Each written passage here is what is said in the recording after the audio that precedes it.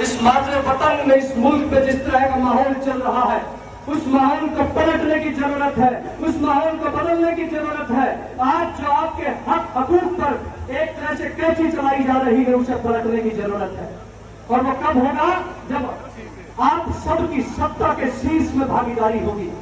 जब डॉक्टर बाबा साहब भीमराव अम्बेडकर ने अपने खून पसीने से इस संविधान को सींचा था, जिसमें दलित के, पिछड़े का, शोषितों का, सबका अधिकार सुरक्षित रखा गया था, आज उसी संविधान पर एक तरह से चाकू चलाने की कोशिश सरकार द्वारा की जा रही है।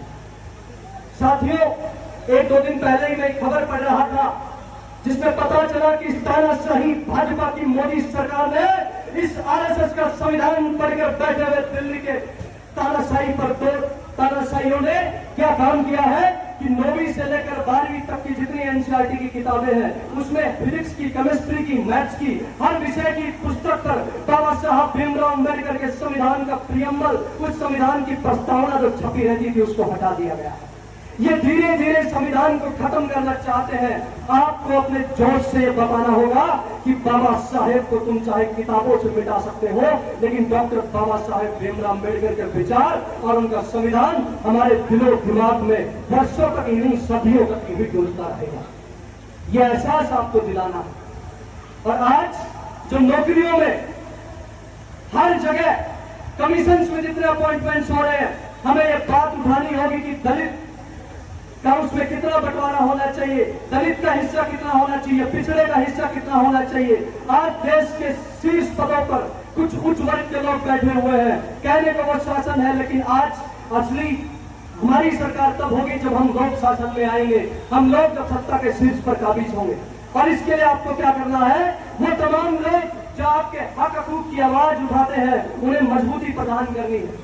हमारे आदरणीय भाई एडवोकेट राजीव वर्मा जी हो, चाहे यहाँ पर तमाम हरियाणा प्रदेश चाहे तमाम संगठन के पदाधिकारी हो, जो आपके हक हकूक की आवाज उठाए, उन्हें मुट्ठी तान कर आपको ये बताना है कि मुर्दा लोहे को औजार बनाने वाले, अरे अपने आंसू को भी हथियार बनाने वाले हमको बेकार समझते हैं सियासतदान, मगर लेकिन हम है इस मुल्क की सरकार बनाने वाले। आप सरकारें बनाने वाले लोग हो, आप बटन दबाकर देश प्रदेश की नियति और दिशा तय करते हो। आपको ये बताना होगा कि भाई एडवोकेट राजीव वर्मा जी और तमाम साथी जो आपके हक हकूक की आवाज उठाते हैं, उन्हें देश की, प्रदेश की सबसे बड़ी महापंचायतों में जब तक नहीं बताओगे तब तक आवाज उठने वाली नहीं है।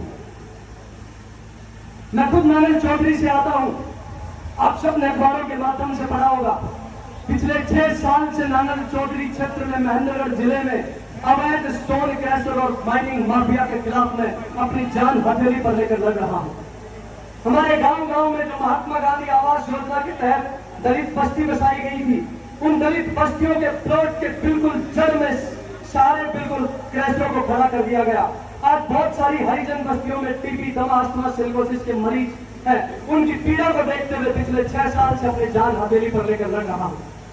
72 अवैध स्टोन क्रैशरों के आदेश भी हमारी याचिका में विगत में 2019 में 2020 में हुए हैं।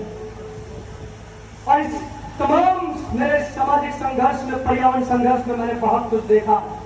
जेल की सलाखें भी झेली है, इन आरएसएस वालों की, भाजपाइयों की धमकियां भी झेली है, तमाम चीजें झेल चुका हूं। इसलिए साथियों, आप सबको बताना चाहता हूं, जब तक मुट्ठी तान कर आप ये नहीं कहोगे, जब तक आप अपने साथियों को, संविधान की आवाज उठाने वालों को, बाबा साहब भीमराव अम्बेडकर के भाई एडवोकेट राजीव वर्मा जैसे सच्चे अनुयायियों को मजबूत नहीं करोगे, तब तक इस प्रदेश व देश की फिजा बदलने वाली नहीं है।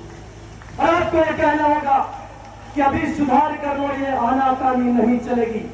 अभी सुधार कर लो, ये आनाकानी नहीं चलेगी। सही की नकली मोहर लगाकर गलत कहानी नहीं चलेगी। और घमंडी वक्तों के बादशाह हो तुम, बदलते मौसम की नब्ज देखो, महज तुम्हारे इशारों पर बहवा सुहानी नहीं चलेगी। महज तुम्हारे इशारों पर बहवा सुहानी नहीं चलेगी। और किसी की धरती, किसी की खेती, किसी की जमीन, फसल किसी की जो बाबा आदम से चल रही थी, वो बेईमानी नहीं चलेगी। और सितम की छाओं में सर झुकाकर कभी जवानी नहीं चलेगी। ये बात आपको बताना है। और अंत में अपने संबोधन को लंबा न खींचते हुए सिर्फ एक बात कह के जा रहा हूं साथियों, हमें अपने हक हकूक की आवाज अपने तमाम लड़ने वाले साथियों को मजबूती प्रदान करके आवाज देनी होगी। भाई एडवोकेट राजीव वर्मा जैसे साथियों के साथ कंधे से कंधा मिलाकर चलना होगा ताकि अपने हक हकूक की आवाज उठ सके। और डॉक्टर बाबा साहब भीमराव अम्बेडकर ने, डॉक्टर राम मनोहर लोहिया ने भी कभी कहा था कि जब देश की सड़कें सूनी हो जाएंगी तब देश साथियों यहाँ पर तमाम जो साथी आए हैं उनका मैं हृदय की गहराइयों से स्वागत करता हूं, सैनी साहब का स्वागत करता हूं और आप सबको से आह्वान करता हूं कि पिछले दलित की लड़ाई लड़ने वाले के कंधों को मजबूत करना होगा। चाहता हूं कि आपको यह तय करके जाना है कि आपको किन लोगों का साथ देना है।